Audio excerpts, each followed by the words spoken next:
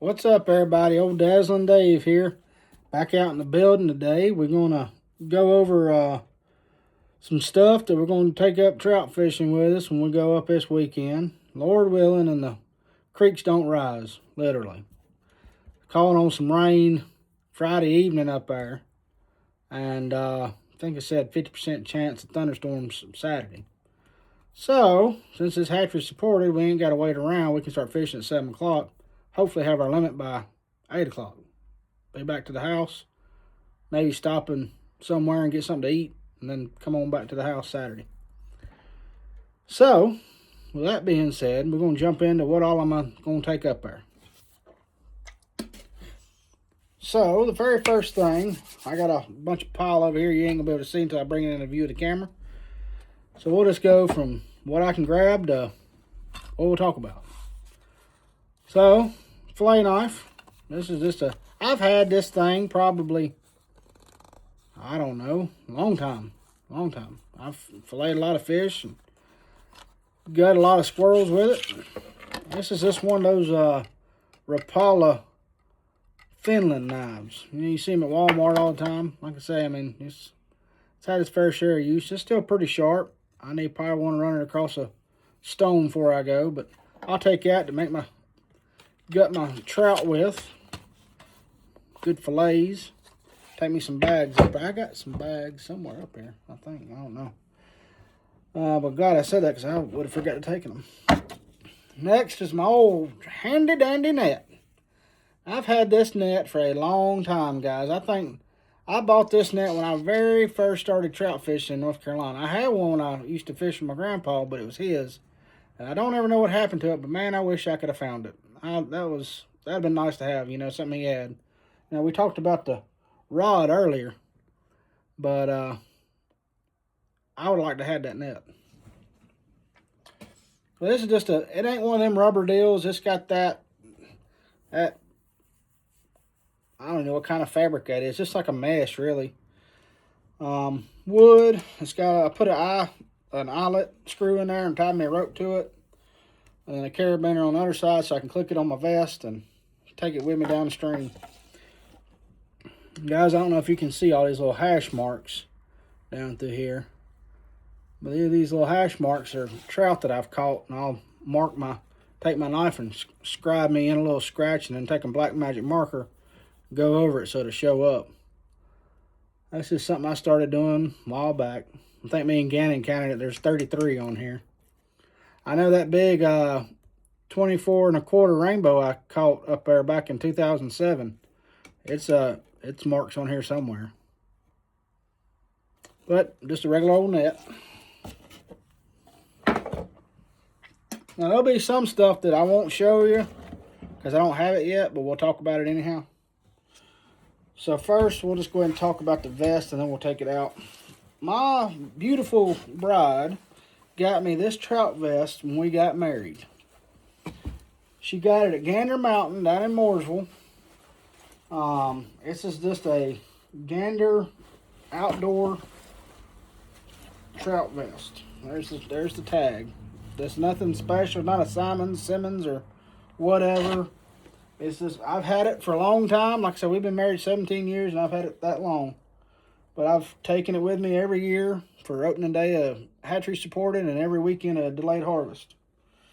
So that's all it is. It's the old trout vest.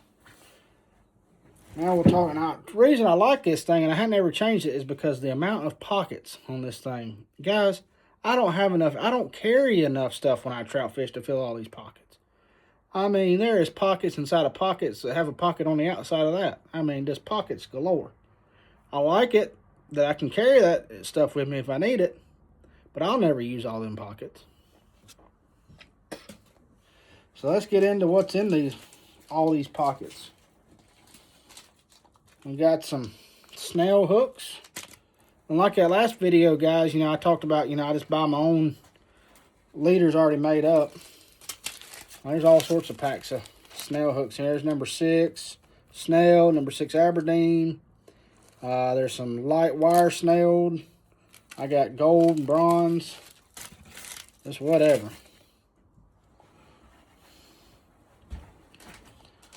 I like the Eagle Claw stuff. I've always used it.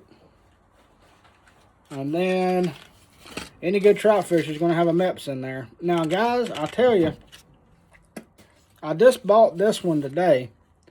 And the reason I bought it is I was outside this past week. I was down by a pond, and the mayflies have already started. So if you're in the South and you're around water, you know about mayflies. They're everywhere. They get on everything. One year we went catfishing. You couldn't tell what color the inside of the boat was because all the mayflies. It was terrible. I'm talking eating them. It was in your nose and your ears. You had your hood up. We was catfishing. And my gosh, the mayflies. I ain't never seen that many. But with that being said, I feel, well, that's probably what they're eating on. So we'll get a MEPS that kind of mimics that. So I went with a bronze and brown mayfly, or not mayfly, but MEPS. And it's called the something. I can't pronounce that. But anyhow, it's just an old MEPS spinner. Gotta have that. And then, of course, you got to have the old handy-dandy rooster tail. I've caught a lot of trout. Now, this is the 1/6 rooster tail. I've caught a lot, and I mean a lot of trout on, especially we went up to Virginia one time. It was so cold. And everybody was throwing all sorts of stuff, couldn't catch anything. I threw one of these on there, pulled it off a rock, let it spin up the rapid right there. Bam. Started catching left and right. That's actually the same weekend I caught. He wasn't big. He was out of the frame of the camera. I mean, he's probably about like that. But it was solid pink. I don't know if it was just cold or what. I've never caught another one. And I never heard of anybody catching one. And I wish I could find that picture. I'd show y'all. But I don't know. I think that might have been before times of these cell phones having cameras. That might have been the Nextel generation. I don't remember. But I caught him on a rooster tail there. And guys, all I'm doing is, you can't see it, I'm just going through the front pockets of my vest here. Now, another big thing to think about when trout fishing, especially with spinnerbait, is weights. I got all sorts of different kind of weights here. These are the Water Gremlin. Now, I like split shot weights, if you can't tell. These are some actually I bought up at Wilson Creek one time at the little bait shop up there at Wilson Creek because I'd ran out. There's some more. Here's some number 7s. I'll probably put 2 of these on this weekend, maybe. Like I say, depends on the water, how fast it's moving, how deep it is in some spots. So we got hooks, we got some rooster tails and a MEPS, split shot weights. Guys, that's pretty much it. That's it. As far as terminal tackle, that's it. That's all I carry. Hooks, weights, and a couple spinner baits. There's an old acronym. It says KISS. It says, keep it simple, stupid. So that's what I like to do.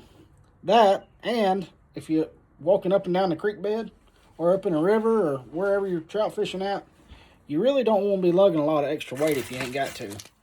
You want to keep, oh man, all my hooks just come out of there. Well, now I know why. That package is ripped wide open. Well, guys, there's a good chance to talk about this. So something I'll do, I've had this happen before, is on these Eagle Claws, they got come in a little cardboard holder. So I'll just take them, show y'all what I'm doing here.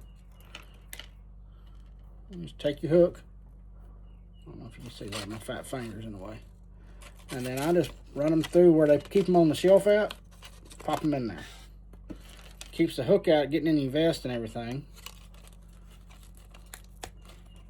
And they stay right in there. They make a little box you can buy. I seen one at the tackle shop not too long ago. And it's just for pre-made leaders, but no, not when I can just do this. You can call me cheap, you can call me thrifty, call me anything, just don't call me late for dinner.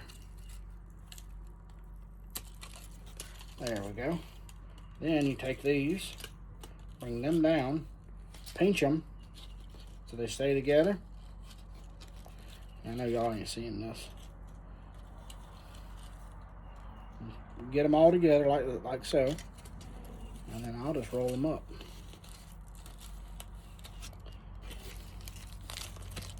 We won't use that extra plastic.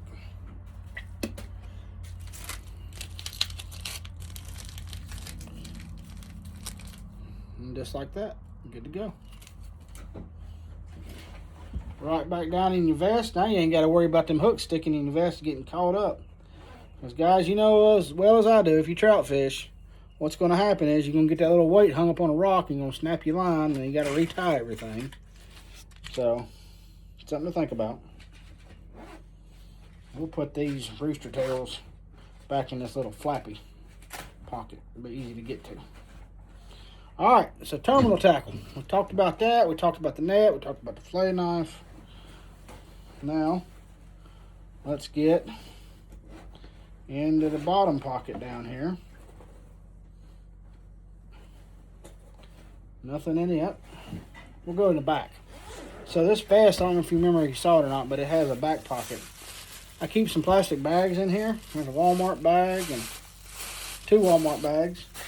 But what I'll do is after I catch my fish, I'll put them on a stringer, and I'll show you that here in a minute.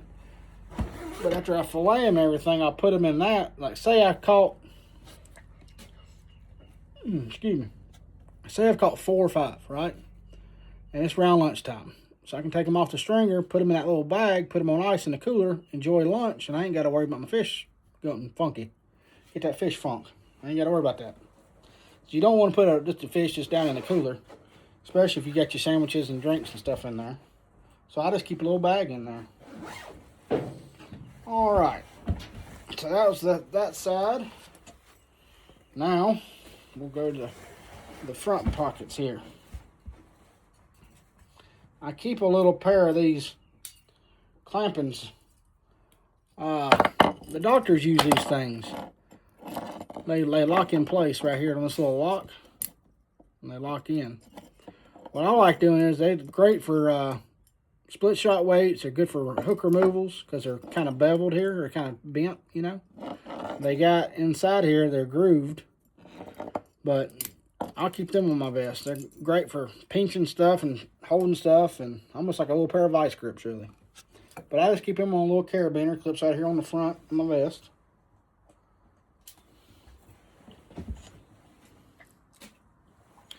And then down here in the front, we'll talk about the bait. You'll notice I'm going to pull out a bunch of different kind of bait. Trout fishermen love bait. We'll just go ahead and get everything out of the pocket here. How about that?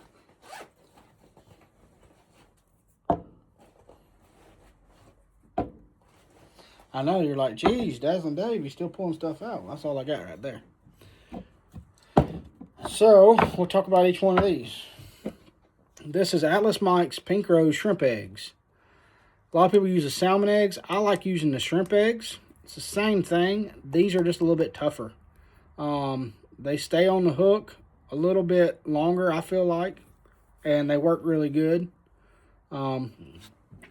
Cherokee, you can use salmon eggs. I like using the red cinnamon fireball salmon eggs up there. But where I'm going this weekend, I found that pink works the best. So these are Atlas Mike's Pink Rose Shrimp Eggs. Little jar. Now, you'll notice I'm going to talk a lot about this next stuff. Berkley Power Bait. I'm a firm believer, and I wish I could find the stuff they used to have, but they don't make it anymore.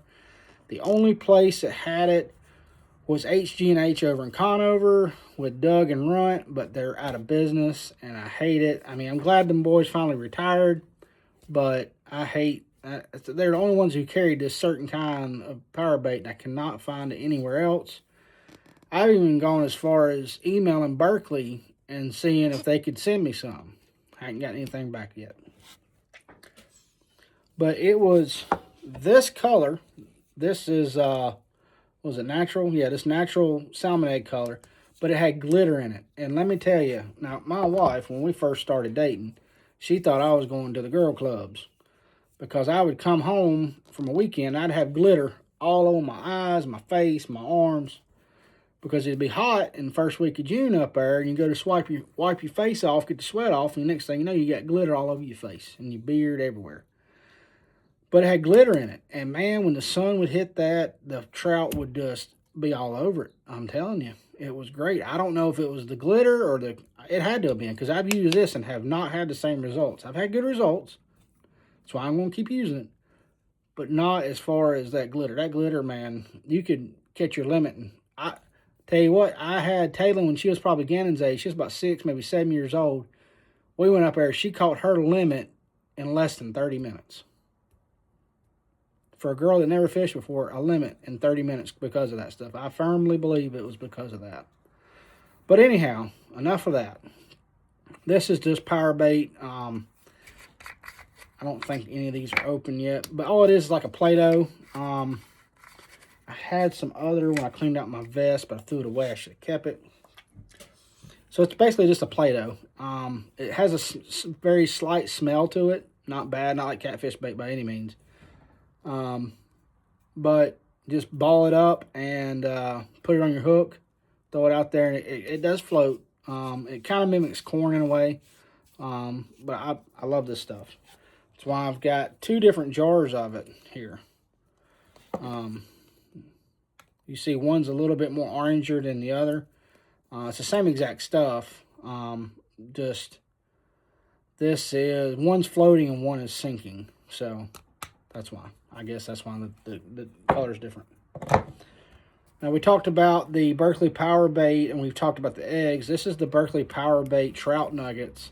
These are basically this in pink, and they're already balled up for you. They kind of mimic marshmallows. So what I like to do with these are, I'll put one of these on my hook all the way up at the eye of the hook, and then I'll put a little piece of worm up underneath that, and then I'll throw it out there, and that does pretty good. This by itself does good, but I like to increase my chances. It's pretty simple. It even tells you on here, right here, how to rig it. You see they got the little ball with a hook.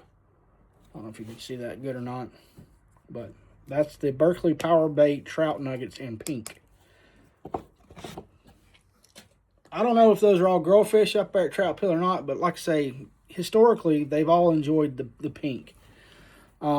This is something new that I'm trying this year. I've actually, Pulaski Fire Baits, there's a guy on there that I've talked to through email, and he does really good with the rainbow multicolor. And he showed me how to rig it. Like this one, we talked about this, to put in, making a little dough ball and putting it on the hook. He'll make a dough ball, put it on the hook, and then does it like this and makes a little, looks like a little trailer worm. It does really good up in Cherokee with this. This is the rainbow. So, I've never used it before. I said, you know what? I'll give it a shot this year. If it doesn't work there, when we go to Wilson Creek or Cherokee or wherever to trout fish this summer, we'll try it there. I don't know. He fishes a lot in Cherokee. So that's pretty much the baits. The one bait that I did not show that I'll be using is just a simple night crawler. I'll take a simple night crawler and I'll pinch them behind the band, break them apart, give me a piece yay big, and put it on there. That works really well. Okay. We've talked about the net, the knife, the bait, the terminal tackle, the vest. Don't have my waders. They're actually at work. I used my waders the other day at work to get rid of a beaver dam. So they're in my locker. I've got a couple different pairs, neoprene, and then I've got some like fly waders, a real lightweight rate. There again, guys, can't talk.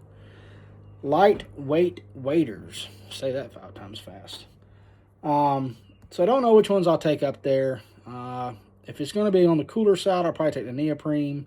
I've taken them before in the past, and that was hot. So I may throw the other bag in there with them just to have them. Once we get up there, we'll figure out what I'm going to use. Where I'm going, you don't necessarily need waders because you can bank fish, and because it's not that wide. It holds a lot of fish, but it's just not that wide. So you don't have to have them, but I've got them, so might as well take them, right? And the most important thing we're going to talk about, bug repellent. Use it for ticks. This time of year, guys, I had scarlet fever back in 2017. I got bit by a tick, and it was bad. I don't remember 3 days of my life. I laid on the couch and don't remember anything. Didn't know if I had a job because I didn't know if I called in. If I did, I didn't know what I said. I thought it was just a really bad something. Didn't know. I got up. I finally started feeling a little okay.